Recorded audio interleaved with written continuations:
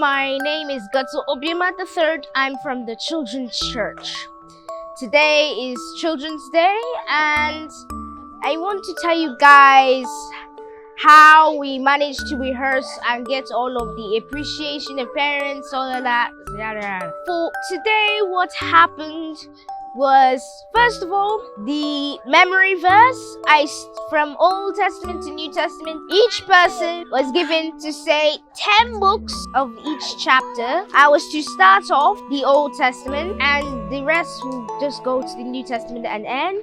We went to memory verse. We started, and each person gets their own name strapped to their shirt so that they can say what they represent.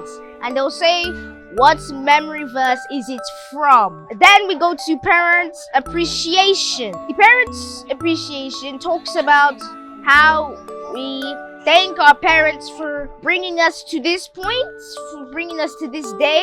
And then we sing the song, Joy of the Lord is my strength. And we walked out of the stage, and that's how we ended up our Children's Day presentation.